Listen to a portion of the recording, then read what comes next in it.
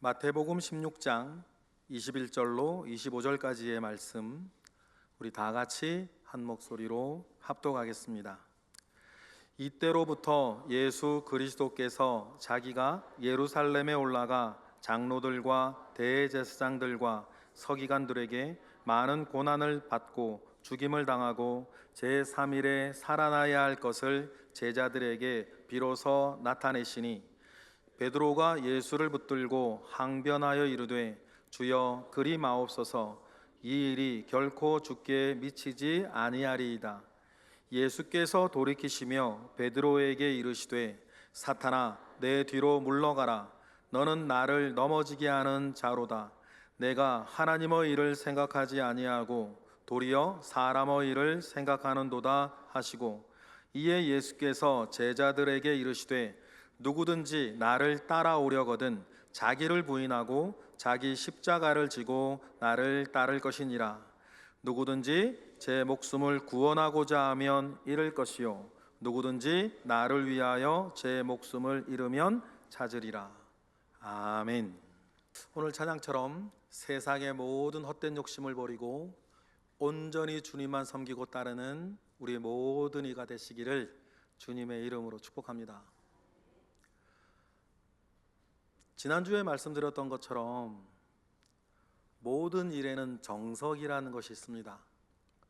정석대로 배우지 않고 정석대로 훈련하지 않으면 어느 수준 이상을 넘어서고 잘할 수가 없는 것 아닙니까? 어떤 일을 이루기 위한 여러 방법들이 있을 것인데, 그 수많은 어떤 길, 수많은 방법 가운데에 특별히 추려져서 이게 정석이라 했으면, 다른 것과 구별되어 그것이 정석이 되어지게 된 이유가 있는 거예요. 쌓여진 경험이 있는 것입니다.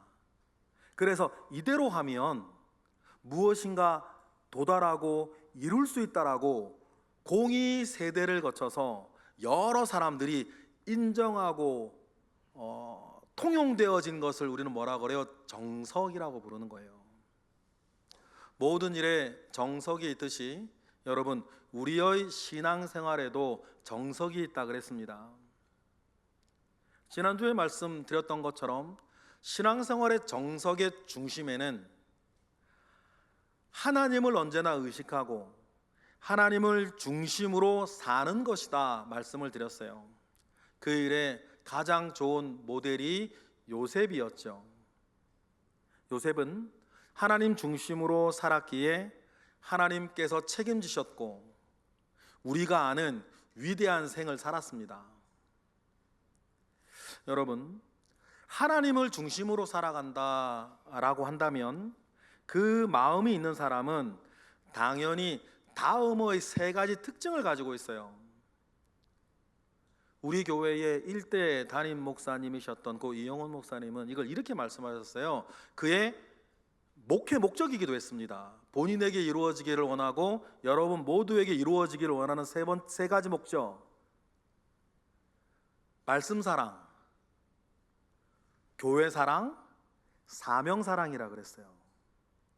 하나님 중심으로 살아가는 사람은 그런 마음이 가져지기 마련이에요. 먼저 하나님을 사랑하기에 하나님의 말씀을 사랑하는 거고, 하나님의 말씀을 사랑하며 살다 보면 주님께서 우리에게 주신 교회를 사랑하지 않을 수 없고, 교회를 사랑하게 되면 교회를 통해서 하고자 하는 이루어지기를 원하는 교회와 자기에게 주신 사명을 사랑하지 않을 수 없는 그런 향기가 그 사람에게는 날 수밖에 없는 거예요. 뭐 중심으로 살면? 하나님 중심으로 살면. 여러분, 여기에는 세상이 여러분에게 지속적으로 말하고 있는 것, 자기 사랑 이런 건 없어요. 세상은 우리에게 말하지 않습니까? 먼저 자기를 사랑해야 해. 자기를 사랑해야 다른 사람도 사랑할 수 있는 거야. 맞는 말이에요. 근데 여러분 보세요. 도대체 내가 나를 어느 정도 사랑해야 만족이 있겠습니까? 도대체 내가 나를 어느 정도 사랑해야 그 사랑이 차고 넘쳐도 다른 사람도 사랑할 수 있게 될까요? 여러분, 이거는 밑도 끝도 없는 이야기고 이루어지지 않는 이야기예요. 그래서 세상은 늘 우리에게 예로부터 얘기했습니다. 너 먼저 사랑해야 된다고, 자기를 사랑해야 된다고. 그런데 성경 어디에도 말이죠, 나를 사랑하고 자기를 사랑해야 되는 얘기는 없어요. 하나님을 사랑하고 이웃을 사랑하라는 얘기는 있어도 먼저 그 모든 일을 이루기 위해서 너부터 사랑해야 해, 그런 말은 성경에 없어요. 없어도 되는 이유는 사람은 누구나 자기 중심이고 자기를 사랑하기 때문이에요. 내버려둬도. 여러분, 우리 인생사 복잡하게 만드는 이유도, 우리 인생사가 복잡하게 되는 이유도 사람들이 저마다 자기 사랑하고 자기 중심이기 때문이에요. 그렇지 않습니까? 제가 이런 얘기 들을 때보다 늘 습관적으로 들은 얘기 있어요. 옛말에 안방 가면 시어머니 말이 맞고 부엌 가면 며느리 말이 맞다. 사실 그런데 이게 뭘 말하는 겁니까? 뭐 부부싸움을 여러분 그냥 하셨고 하실 수 있을 거 하셨겠죠. 하실 거고 앞으로도. 죄송하지만 저희 집도 마찬가지. 그런데 부부싸움을 하게 되는 여러 건건이들은 많은데 가만 보세요. 결론은 이거예요. 왜 내 말 안 들어주고 왜 내 마음 몰라주냐. 결국 부부싸움의 모든 원인과 결과는 여기로 모아진단 말이에요.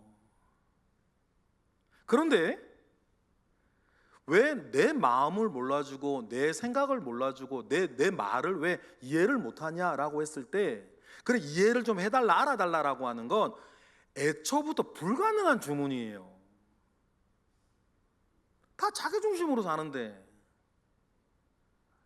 바벨탑 사건 이후에 하나님은 사람과 사람 사이에 뜻이 통용되지 못하게 하셨습니다. 또 그 이전부터도 원죄의 핵심 내용이 뭐라 그랬어요? 원죄의 핵심 내용은 자기 중심성이에요. 그러니 누구라도 다른 사람을 자기에게 맞추려고 하면 갈등이 일어나게 되어 있습니다. 똑같이 한 달 30일을 사는데 왜 사장님은 그 한 달이 왜 빨리 돌아오고 월급날이, 직원들은 똑같이 30일을 사는데 왜 월급날이 왜 이렇게 늦어? 건물주는 월세 받는 날이 왜 이렇게 늦게 오고, 월세 내는 사람들은 눈 뜨고 자고 나면 월세 내는 날이요. 누구는 30일 살고 누구는 60일 살았나? 똑같은 30일을 살았는데 입장에 따라 달라지는 것 아닙니까? 그러니 좀 전에 말씀드렸던 것처럼 누구라도 다른 사람을 자기에게 맞추려고 하면 갈등만 일어나요. 힘의 우열에 따라 그것이 붉어지기도 하고 그냥 수면 아래 있기도 하죠. 그러나 달라지는 건 없어요. 그러니 여러분, 우리 믿는 이들은 자기 중심이 아니라 하나님 중심으로 확실하게 빨리 옮겨져야 합니다. 이것이 행복의 비결이기도 하고 성공의 비결이기도 하고 이 정신이 신앙생활의 정석이기도 하다. 자기 중심에서 하나님 중심으로 옮겨지는 이 일을 우리 예수님은 뭐라 그러셨냐면 자기 부인이라 그러셨어요. 오늘 말씀이죠. 24절 읽어보겠습니다. 시작. 이에 예수께서 제자들에게 이르시되 누구든지 나를 따라오려거든 자기를 부인하고 자기 십자가를 지고 나를 따를 것이니라. 누구든지 나를 따라오려거든, 신앙생활 제대로 하려면 어떻게 해야 된다? 자기를 부인하는 거고, 자기를 부인한다는 말은 자기 십자가를 지는 거다. 그리고 나를 따라야 따를 수 있는 거다. 그 말씀을 하신단 말이에요. 자기를 부인하지 않으면, 그래서 하나님 중심의 사람이 되지 않으면 진짜 신앙생활을 하기 어렵다는 말씀이에요. 진정한 신앙생활의 첫걸음은 자기 부인이요, 자기를 부인하는 것이 신앙생활의 정석이다. 이건 성경이 일관적으로 하는 얘기입니다. 그러면 이 말씀을 더 정확하게 우리가 풍성하게 이해하기 위해서 좀 추적해 보아야 될 것이 있는데, 이 말씀은 먼저 가이사랴 빌립보에서 베드로가 했던 유명한 신앙 고백, 여러분이 다 아시는 신앙 고백, 주는 그리스도시요 살아계신 하나님의 아들이십니다 라는 신앙 고백 직후에 예수님이 하신 말씀이에요. 예수님이 누구신지 정확한 대답을 베드로가 하고 다른 제자들도 이에 동의하자 예수님은 지난 2년 6개월간의 공생애 중에 동고동락하며 키웠던 제자들이 이만하면 되었다 생각하셨던 것 같아요. 그래서 지난 2년 6개월 동안은 하지 않으셨던 말씀, 새로운 말씀을 하기 시작하셨는데 그 말씀이 뭐냐면 21절부터의 말씀이에요. 읽어볼까요? 시작. 이때로부터 예수께서 자기가 예루살렘에 올라가 장로들과 대제사장들과 서기관들에게 많은 고난을 받고 죽임을 당하고 제3일에 살아나야 할 것을 제자들에게 비로소 나타내시니, 그때부터 비로소 나타내시니, 이때부터 나타나신 일은 예수님께서 고난받아 죽으시고 부활할 거라는 사실이었어요. 그런데 이전에는 이 말씀을 하지 않으셨습니다. 왜냐하면 이런 말씀을 받아들일 수준이 제자들이 되지 않았기 때문이에요. 맨 처음부터 이런 얘기를 하시면 누가 예수님을 따라다니겠어요? 그래서 지난 2년 6개월 동안 예수님께서는 차곡차곡 그들을 훈련시키시고 그들을 깨닫게 하시고 가르치셨어요. 예수님께서 이 땅에서 고난받아 죽으시고 부활하시는 것은 예수님이 이 땅에 오신 목적이었습니다. 죄와 사망의 권세를 깨트리는 복음 사역의 핵심 사역이에요. 주님은 이 일을 위해서 오셨죠. 그런데 이전까지는 이런 이야기들을 받아들일 실력이 제자들에게는 없었어요.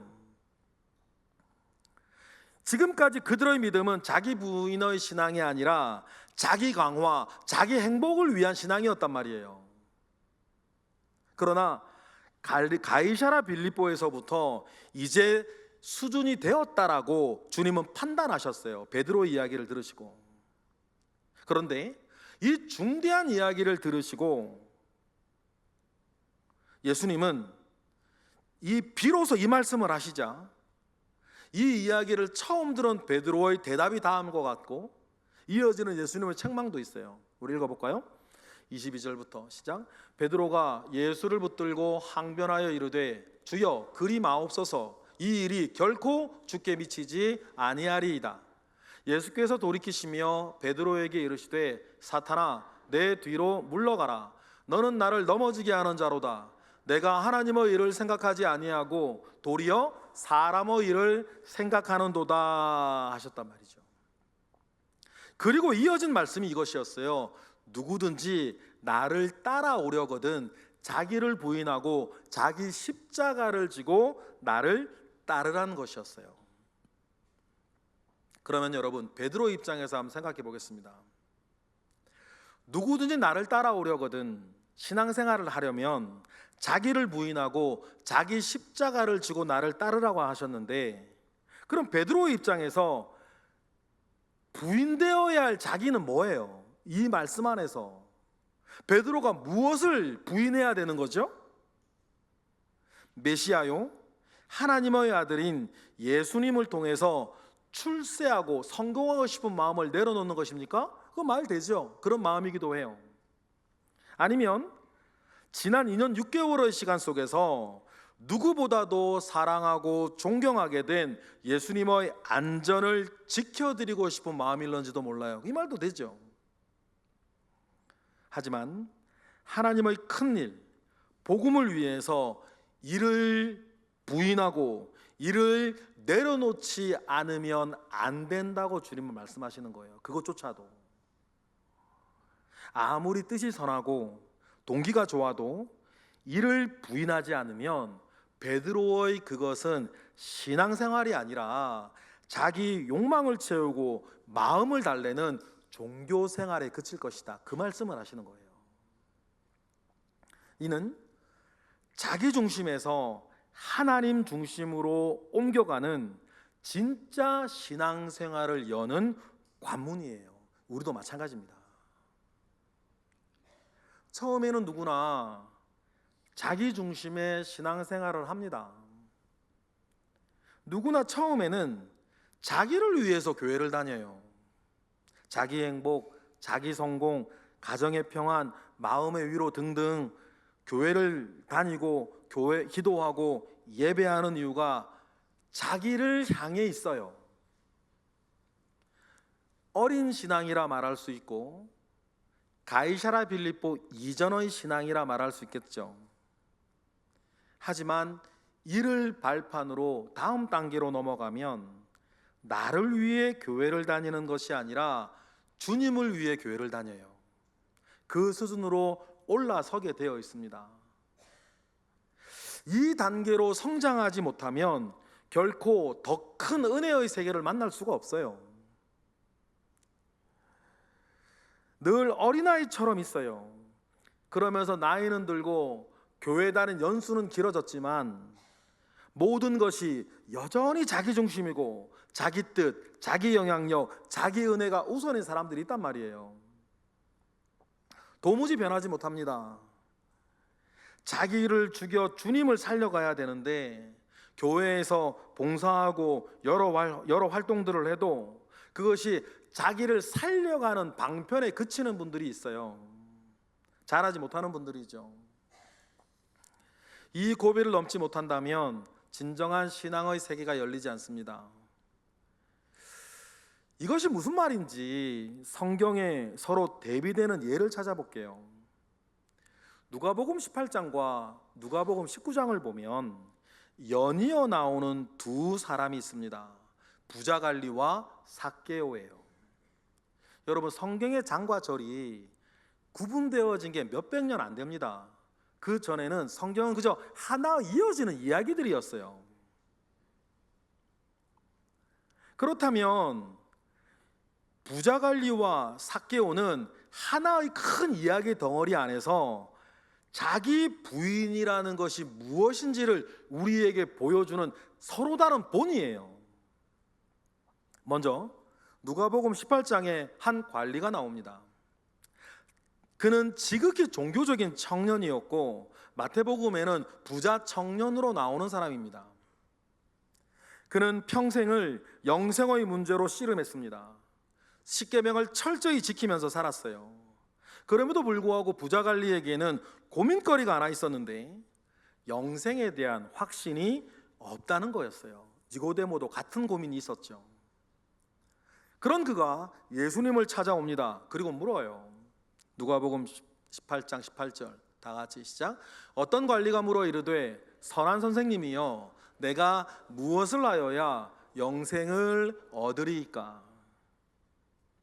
마치 자기 인생의 활용점정은 영생이라 생각한 것 같습니다. 그는 율법을 철저하게 준수했고 웬만한 선행을 다 했습니다. 예수님께서 그런 그에게 말씀하시죠. 누가복음 20장 20절 다 같이 시작. 내가 계명을 안 하니 간음하지 말라, 살인하지 말라, 도둑질하지 말라, 거짓 증언하지 말라, 내 부모를 공경하라 하였느니라. 예수님은 십계명의 조항들을 열거해 주십니다. 여러분, 이것을 한다고 영생을 얻는 것은 아니에요. 지금 예수님은 부자갈리의 본질을 꿰뚫어 보시고 그를 들추어내고 계시는 거죠. 그 밑작업 하시는 거예요. 이 이야기를 듣자 이어지는 관리의 대답이 다음과 같습니다. 21절 시작. 여짜오되 이것은 내가 어려서부터 다 지켰나이다. 어릴 적부터 받아온 양질의 가정교육 아래 단정한 삶을 살아왔어요. 종교가 요구하는 모든 율법을 지켜오며 살았습니다. 그런데도 이상하게 영생에 확신이 없는 거예요. 그가 거짓말을 하고 있을까요? 아닙니다. 예수님도 그가 모든 율법을 다 지키고 있다는 것을 인정하셨어요. 그러니까 모든 율법을 어려서부터 다 지켰다는 그의 말은 사실이에요. 그 이야기를 들으시고 예수님은 한 가지 부족한 것을 지적하세요. 이 말씀하시기 위해서 지금 깔아오신 거죠. 예수님이 부탁하시는 마지막 말씀이 뭡니까? 22절 다 같이 시작. 예수께서 이 말을 들으시고 이르시되 내게 아직도 한 가지 부족한 것이 있으니 내게 있는 것을 다 팔아 가난한 자들에게 나눠주라. 그리하면 하늘에서 내게 보화가 있으리라. 그리고 와서 나를 따르라 하셨어요.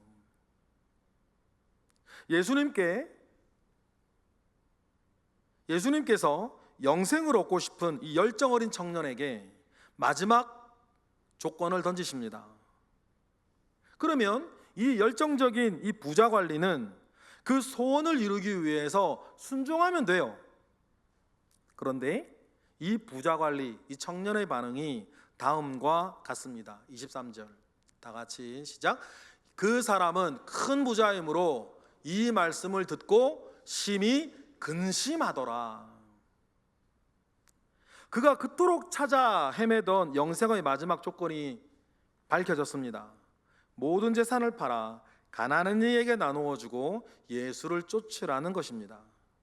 물론 여러분 오해하지 마세요. 이런 선행으로 구원을 얻는 것은 아닙니다. 예수님은 지금 부자 관리의 본질을 드러내고 계시는 거예요. 부자 관리는 진정한 신앙인이고 싶었습니다. 그러나 마지막 것을 요구하시는 주님 앞에 주저해요. 만약에 예수님을 신뢰하지 않았다면 농담으로 여기거나 아니면 예수님을 욕하면서 미쳤냐고 떠나갔으면 됐을 거예요.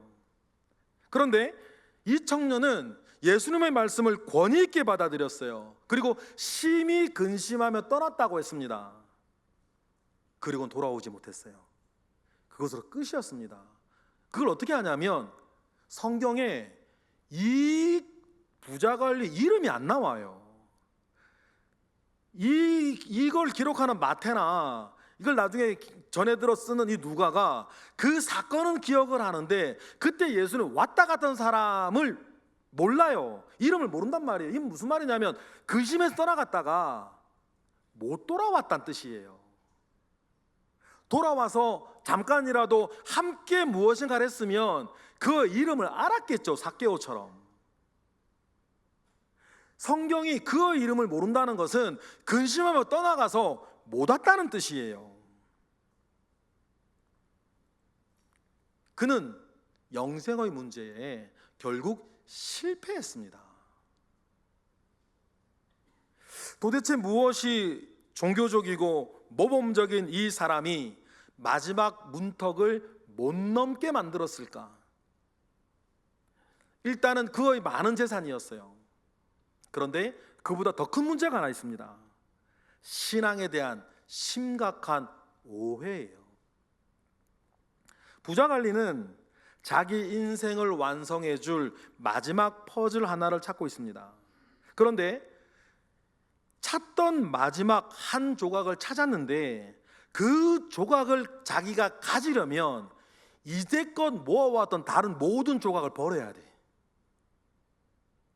그러면 여태까지 자기가 누려왔던 모든 것, 그런 것들을 다 내려놓아야 된단 말이에요. 근데 그걸 못 하겠는 거 아닙니까?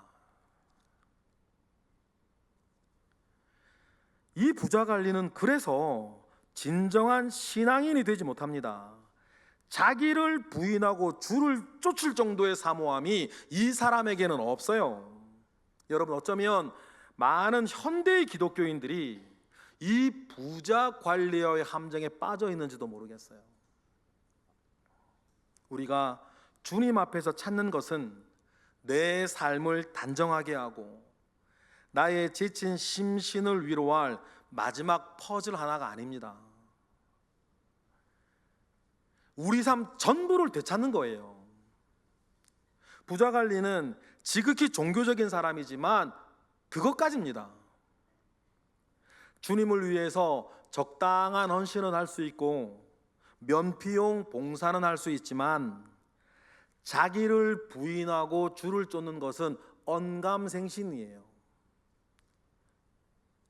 왜냐하면 복음이나 믿음이나 신앙이 모두 자기를 위해서 있는 것이지 자기를 부인하는 것은 그 사람의 계산에 없는 일이었기 때문이에요. 그렇다면 여러분, 음과 소리로는 뭐라고 부르든지 간에 예수님이라 부르든 하나님이라 부르든 여호와라 부르든 음가와는 상관없이 그에게 믿음은 미신 같은 거예요. 제가 하는 말처럼 잘 이해하셔야 돼요.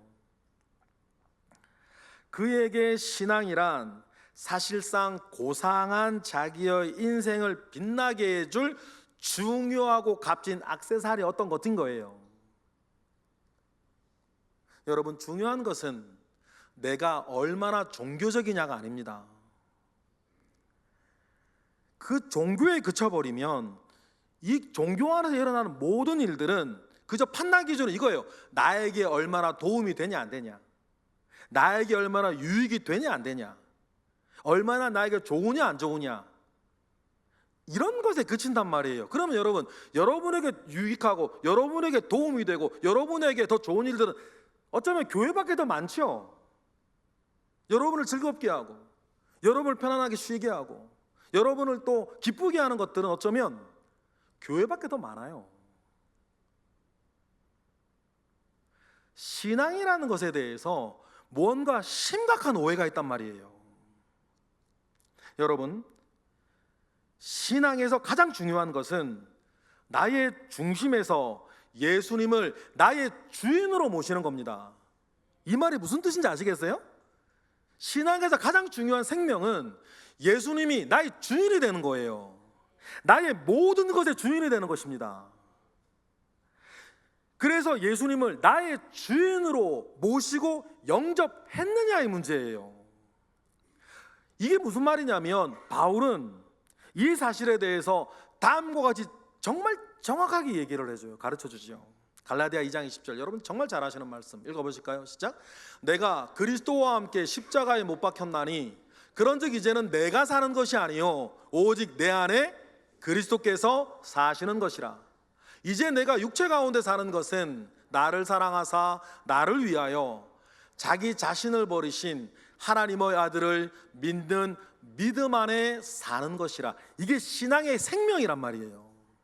그런데 신앙이라는 것이 내가 나로 살아가는 데에 도움이 되는 어떤 것이라고 생각하는 사람들이 너무 많아요. 누구처럼? 이 부자관리처럼. 그런데 여러분, 신앙의 생명은 그 정도를 말하는 게 아닙니다. 죽지 않으면 다시 살 수가 없는 거예요. 주님께 모든 걸 다 드리지 않으면 다시 받을 수 없는 거예요. 말 그대로 예수님을 나의 주님이라 부른단 말이에요. 그러니 여러분, 정말 깨어지고 부서져야 하는 건 다른 어떤 것이 아니라 복음성과 가사처럼 정말 깨어지고 부서져야 되는 건 다른 게 아니라 여러분 자신이에요. 나 자신이란 말이에요. 예수님은 껍데기 종교 생활에 갇혀 진정한 신앙에 들어가지 못하고 있는 이 부자 관리의 공허를 드러내셨습니다. 그리고 오늘 우리에게 읽게 하셨어요. 여러분 꼭 기억하십시다. 자신이 가진 것, 자신이 움켜진 것을 내려놓기 전에는 결코 영생을 가질 수도 영생을 누릴 수도 없고 진정한 신앙생활이 시작될 수도 없다.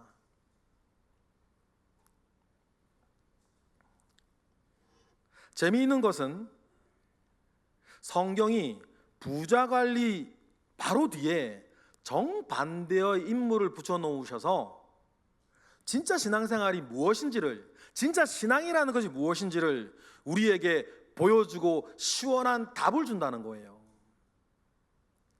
부자관리 이 뒤에 따라 나오는 사람들이 누구 얘기냐면 세리장 삭개오 얘기거든요. 삭개오는 부자 청년과는 정반대 사람입니다. 일단 그는 종교적인 사람이 아니에요. 삭개오는 속물이에요. 돈만 하는 사람입니다. 돈 버는 일이라면 사람들의 손가락질은 예사로 넘길 수 있는 사람이에요. 그러니까 세리 노릇하며 살죠. 그 시대 유대 사회에서. 세상 돌아가는 이치에 밝았던 세리장 삭개오도 예수님에 관한 소문을 들었습니다. 그리고 예수님을 보러 나가요. 예수님을 적극적으로 따르려고 찾아 나간 것은 아닙니다. 호기심에 구경 나왔어요. 연예인 구경하듯이. 그런데 사람들은 너무 많고 키가 너무 작아서 예수님이 보이지가 않는 거죠. 그래서 나무 위로 올라갑니다. 여러분 잘 아시는 얘기처럼. 그런데 무수한 사람 속에 거니시던 예수님께서 갑자기 삭개오가 올라가 있는 나무로 오세요. 삭개오가 뜨끔했겠죠. 나무까지 다가오신 예수님이 대뜸 삭개오에게 내려오라 하신 건 아니에요. 예수님은 삭개오가 올라가 있는 그 나무 아래에서 한동안 설교를 하십니다. 자연히 예수님을 둘러싸고 있는 사람들, 삭개오가 올라가 나무 위로 삥 둘러쌌겠지. 삭개오는 대량 난감. 이거 올라가 계속 있어야 되나 내려가야 되나. 이상하네 이거. 올라갈 수도 없고 내려갈 수도 없고. 어쩔 수 없이 나무 위에서 강제적으로 예수님의 설교를 들어요. 그런데 이때 예수님께서 무슨 말씀을 하셨는지는 우리 안전해지가 모르겠는데 아마 평생 돈만을 쫓아 살던 삭개오, 자신이 이 유대 사회에서 살아남으려면 부자가 되는 것밖에 없다고 생각했던 그 삭개오의 허망한 생각과 허망한 삶을 정확하게 파헤치는 말씀이셨을 거예요. 어찌되었건 삭개오는 그 매달린 나무 위에서 엄청 은혜를 받습니다. 아마 울음을 터뜨렸을런지도 몰라요. 위에 있던 삭개오를 예수님이 쳐다보실 정도였으니까. 그리고 말씀하시죠. 누가복음 19장 5절. 다 같이 시작. 예수께서 그곳에 이르사 쳐다보시고 이르시되 삭개오야 속히 내려오라. 내가 오늘 내 집에 유하여야 하겠다 하시니. 너무 기쁜 나머지 삭개오는 나무에서 내려와 예수님을 영접합니다. 같은 세리들 외에는 자기에게 그 누구도 하지 않았던 말 아닙니까? 너 집에 유하여야겠다. 그것도 유명한 사람이, 게다가 지금 방금 자기에게 큰 은혜를 주었던 은사 같은 분이 너희 집에 가고 싶다고 하시니 얼마나 좋았겠어요. 삭개오의 집에서 예수님과 삭개오는 아주 개인적인 이야기를 참 많이 하셨을 거예요. 아마 부자 관리가 물었던 것 같이 영생에 대해서도 바른 삶에 대해서도 참 많은 이야기를 나누었을 것입니다. 그 이야기를 다 들은 삭개오가 예수님께 시키지도 않았는데 이런 얘기를 하세요. 누가복음 19장 8절. 다 같이 시작. 삭개오가 서서 주께 여짜오되 주여 보시옵소서. 내 소유의 절반을 가난한 자들에게 주겠사오며 만일 누구의 것을 속여 빼앗은 일이 있으면 네 갑절이나 갚겠나이다. 율법에는 남의 것을 빼앗았다면 25% 4분의 1을 더해서 갚아주면 된다 그래요. 그러나 삭개오는 4배를 갚겠대요. 400%. 복음을 만나고 복음에 감격한 그에게 율법 조항 따위는 중요하지 않았어요. 율법에 겨우겨우 맞추어 자기 위로로 삼는 사람이 아닙니다. 재산의 절반도 내어놓습니다. 이 말을 들은 예수님이 큰 말씀을 삭개오에게 주세요. 어쩌면 부자 관리가 그렇게 듣고 싶어 했던 말씀인지도 몰라요. 읽어보실까요? 9절 시작. 예수께서 이르시되 오늘 구원이 이 집에 이르렀으니 이 사람도 아브라함의 자손임이로다. 단순히 재산을 내어놓았기 때문에 구원받은 것이 아닙니다. 변화된 삭개오가 그동안 스스로를 지키고 자신을 지탱해 주었던 자기의 가장 중요한 그것을 하나님 아버지 앞에 내려놓는 자기 부인의 믿음 때문이에요. 여러분, 재산의 다소로 따지면 부자 관리보다 세리장 삭개오가 훨씬 더 부자입니다. 아마 제가 보기에는 헤롯 대왕과 헤롯 안디바 같이 왕들을 제외하고는 사복음서에 나오는 제일 큰 부자가 삭개오였을 거예요.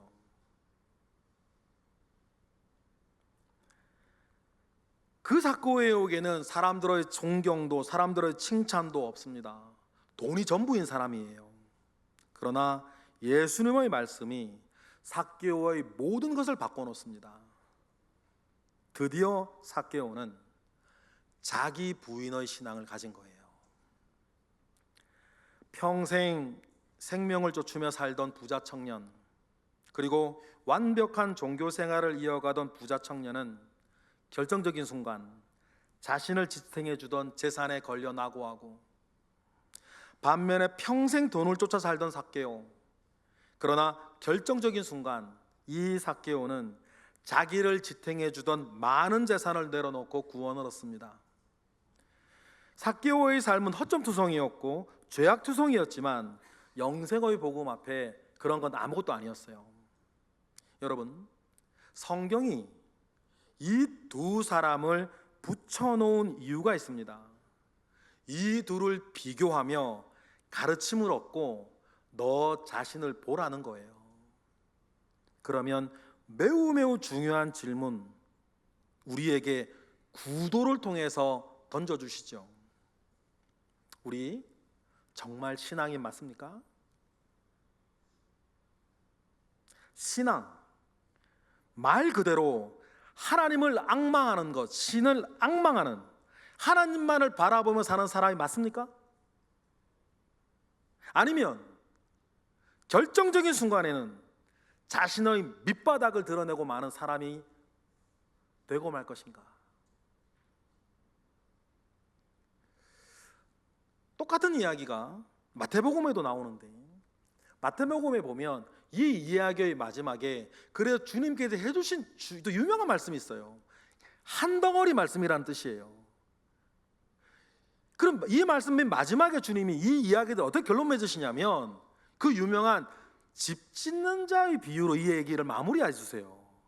그럼 무슨 뜻인지 아시겠죠? 주님은 먼저 다음과 같은 부담스러운 경고를 주십니다. 마태복음 7장이에요. 읽어보실까요?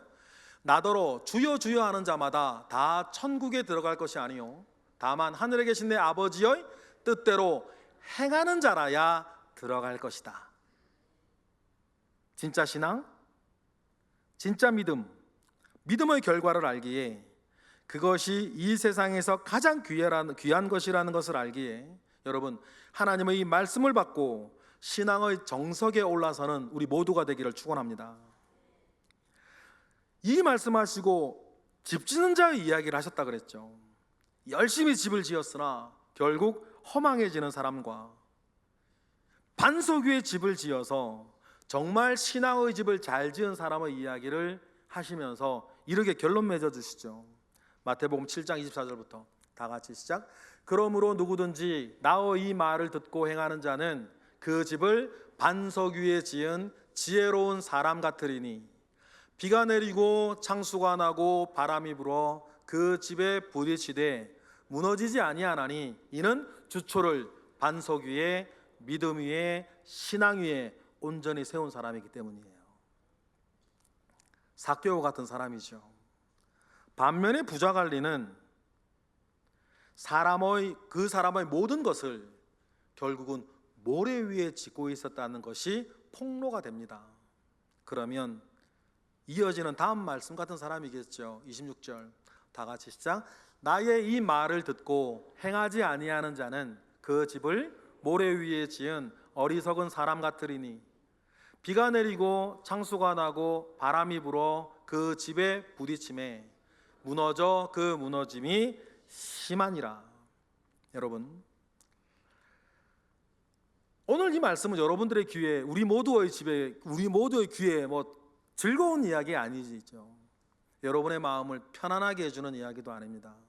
그런데 여러분, 신앙생활을 하고 있는 우리에게 신앙생활은 뭐고 신앙생활은 어떻게 하는 것인지 정석을 알려주는 이야기예요. 모두에 말씀드린 것처럼 여러분, 어떤 일이든지 정석이라는 것이 있습니다. 정석대로 하지 아니하고요, 이렇게 잔재주 부려서 일을 해낼 수도 있어요. 그런데 여러분, 너무나 잘 아시지 않습니까? 그렇게 자꾸만 일을 처리하면 잔재주 속에서 진짜 실력이 안 늘잖아요. 하다못해 모든 운동을 배울 때 하는 이야기가 폼이라 그러거든요. 자세부터 잡는 거 아닙니까? 스텝부터 바른 거고. 그런데 스텝 밟고 폼 잡는 게 맨 처음에는 왜 이렇게 어색하고 불편하고 잘 안 되는지, 그냥 내가 하던 대로 하면 더 잘 되는데.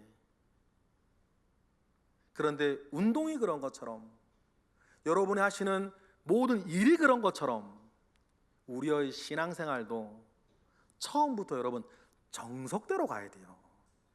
그래야 성장하고, 그래야 할 수 있고, 그래야 진짜가 된다. 그러니 여러분, 진정한 신앙생활과 진정한 신앙생활의 길 위에 주님 우리에게 부탁하시는 진짜 신앙의 세계를 집지어 가시고 그 안에서 복음의 능력을 누리시는 우리 모두가 되기를 주님의 이름으로 축복합니다. 기도하겠습니다. 할렐루야. 하나님, 감사와 영광을 올려드립니다. 크신 은혜 가운데에 우리와 함께 하시옵소서. 하나님, 우리에게 알려주시고 보여주시고 가르쳐 주신 이 신앙의 길 위에 우리가 온전히 올라서기를 원합니다. 하나님, 올라선 이들 그 걸음 잘 걸어가게 하시고, 때때로는 길 위의 선자로서의 피곤함과 외로움이 있다 할지라도 하나님, 그 한 길, 믿음의 한 길 온전히 걸어가게 하옵소서. 승리하게 하옵소서. 믿음의 열매를 보게 하옵소서. 예수 그리스도의 이름으로 기도드렸나이다. 아멘.